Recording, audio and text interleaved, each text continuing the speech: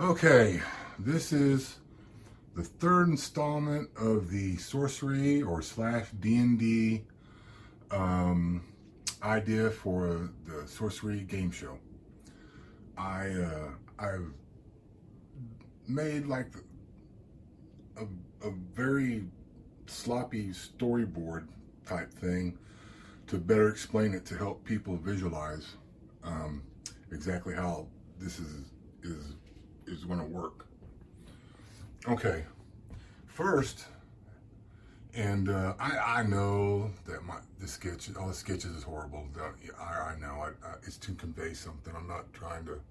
Well, anyway, before before the game, here's the pregame, and you get like three people, and you have make them choose which roles they're going to play. Don costumes. I would on purpose make like hokey, like somewhere between like a school theater and Halloween costumes. Not make it like a cosplay thing. And also, I would discourage people to dress cosplay for it because intimidate the other players and make them look bad. But I mean, you could. That's not a big deal. But I would make it like hokey kind of thing. Um, Taught rules before they're on the TV. Got to tell them all the rules. And then I know game show. They probably have like lots of stuff that game show people have to do. Um, Choose one bonus ability, and that's a bunch of like lower things. You could choose a bunch. They all start off with one, so like they all get like an offensive attack. So it's like, I say zap because I didn't want to say magic missile, but I just said magic missile. But basically, like a lower level, like a magic missile type thing. Um, Sword for the fighter, and then of course arrow for the thief. But then they get another choice of another thing to help them out. So there's that. Then after they're all set up and stuff. I do like a little wizard guy. I originally gave him like a wizard hat, but then I decided like, well, he needed like one of these kind of cap things like Merlin in the Excalibur movie. And it goes like, "Welcome to my unbeatable dungeon. I am Archmage Zarzota or some Scarzota or something." And he basically like informs everybody what's going on and how they have no chance of defeating anyone in his dungeon. And then here they are. They got their hokey helmet on. They got their kind of costume on, and then they're behind their little podium. There's a really good. Okay, there. See, I'll go off on something else, but this is okay. There's a really good YouTube channel called Dice Tower. I watch it all the time. It like reviews tabletop games and apps and stuff. It's really good. But a dice tower is like a new thing where you dump dice into it, and then it rolls down. It kind of controls the roll of the dice. I think that's one of the reasons people use it. Also, if people try to cheat with palming dice and just dropping them and stuff like that, it kind of stops that thing from doing. But I was thinking like you have them behind their player podiums, and then you rig up some kind of like almost like a water slide type thing, and that leads down. That they put the dice in that way. Also, there's probably going to have to be like another there's gonna have to be like another like a Igor or something, or maybe a woman or some kind of like they have the Let's Make a Deal with Wayne Brady. They had that one lady, and then and also I do too, and then on Price is Right they have the one woman. So they're gonna have to have people to retrieve dice and give dice back, that kind of a thing. Here's like a kind of a better picture of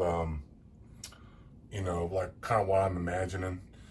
And so, all right, okay. And then before you actually fight the first group of monsters, the wizard shows you and maybe introduces or just shows you like a three-way thing of the end bosses. It's important to show the end bosses at the beginning because as the players play the game, they're going to be earning experiences and buying abilities where they can kind of get the idea of where they tailor their character to where they get kind of idea what kind of the end boss they're going to have to fight. So when they do pick out like powers and stuff, it's like, oh, well, I would have chose this or I would have chose that. And that will also, I think it'd be good for the viewers. And and then it's like the end boss, like undead witch queen with skeletal warriors, and they've got two-headed fire-breathing dragon, a big-ass storm giant, the hammer and stuff.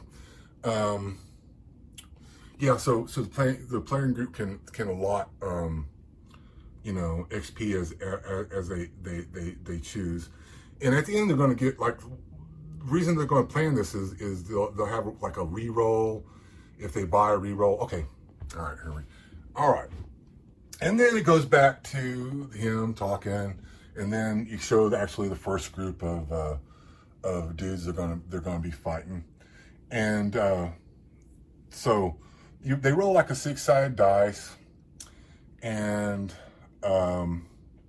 various XP, various difficulty, so it matters what you roll, and also so some of them will be a little bit harder, but they're all going to be like under 500 XP. And some of them give more gold than others, and difficulty is always experience and gold. So it's like a couple of kobold brothers, 3 pixies, a lizard guy, 3 goblins, pumpkin golems, and then like a giant toad dude or something like that. Just little dudes that they can pretty much eat. They can pretty much beat easily. And then make that like a 90 to 80% chance that they're going to win, because it's going to be like the Who Wants to Be a Millionaire. You want the first couple of questions to be like a cakewalk for them. You don't want them to really lose on the first one, but maybe they will, and if they do, just tough. That'll be entertaining. And then you actually play. And then there's like the wizard dude, horrible drawing, but it's not about that. And then there's the players there, and then this is the screen. So after you roll that, then the screen's all on the monsters they're fighting. And then I don't know if it would be better to have the wizard actually roll the dice for the monster, or actually make like a box somewhere you don't see anybody, and then by the TV screen they roll the dice out through that way when it's the monster's turn to fight. That could be decided later, and so there's that, and then you actually fight. You fight the monster, and you either win or you lose. All right. Okay. Off screen after the first fight, if they win, this is all done during commercial to save time. You don't want like the player characters sitting around and deciding what they're going to do on screen, because you want it succinct. And like if they're damaged, make them pay for their health with their experience or the gold they win, which will actually be dollars. And then buy better equipment with gold, but that's their prize money, so what they spend they lose, and that kind of thing.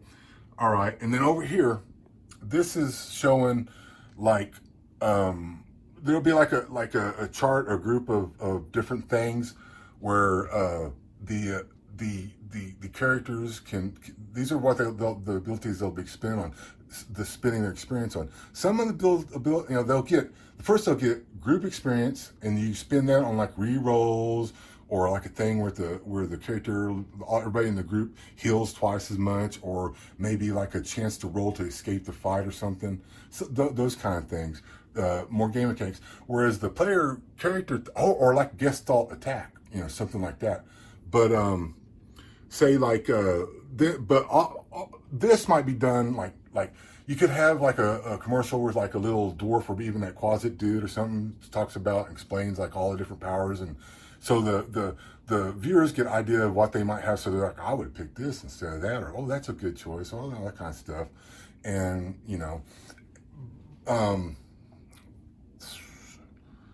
okay, so it's limited selections. You don't want like a whole bunch of stuff. And then this could be done online. This whole part could be done online instead of like if you're trying to save time. And it's optional. You don't even have to do it, but then you could do it like a brief thing where he explains stuff, or you could just have it online somewhere where like, yeah, you watch it online. Okay. Then they come back out and they repeat 1 through 2B. So it's like he comes back out, and like you've either beat the guys and they've spent they've spent their experience, and then he talks to them again, like, oh, these guys, then my next group will get you for what you've done. And then they're like, yeah, we'll get on all that kind of stuff, and we'll fight them. And then here's the next group. And this group's like a mean griffin. And they get a chance to leave, like what's that Howie Mandel one with the briefcases, but they give a chance to leave before the second fight. So, and that's also like the Millionaire game. So they can leave the dungeon with prizes and loser t-shirts. So they have like a cool loser t-shirt, and they keep their prizes, but they have to admit they can't beat the dungeon, they can't beat the next group of people, and so they get what prizes they've got to then. And then they meet the second tier of things, of monsters they have to fight. So it's like a mean griffin, a lesser dragon or wyvern, like a hill giant with the ogre, or ogre with 2 orcs, or just 5 zombies, or 2 trolls, something like that. Second tier, they're tougher than the first ones, but they're harder than they're easier than the end bosses. Okay, and then they fight them, and then we repeat 9, repeat. Okay, that's already explained. And then if they win that, they once again go and they do this where they spend their experience off screen, and they do all this off screen during the commercial, and then they once again face off against, they meet the wizard dude, the overlord wizard guy, and he's like, oh, I can't believe you beat them, how, but you'll never beat the third people. And this is like what they've been saying before, so they should have like some kind of experience. Maybe they bought like a re-roll chance. And also, like I just showed here, like you have a 6-sided dice, but that's one of the things I mean, like the whole 6-sided thing, or the dice thing. You don't have to have numbers anyway. You could do like symbols or something. But like instead of having like, you can still roll 3, like 1, 2, 3 instead of 6 by doing that. You make a dice that's like that. It's real super simple. But I mean, that could even be like a thing on the TV screen. And then they roll, and they're stuck with what they roll unless they bought a re-roll or something or another with their group experience. And then they take a chance and they take a re-roll. Plus, re-rolls don't exclude anything, so they could just roll the same one over again and they'll just be stuck with it. Maybe if they spend a whole bunch of experience points, there's like a re-roll that excludes this one. But if you get the normal re-roll, it don't. So they could do it like that.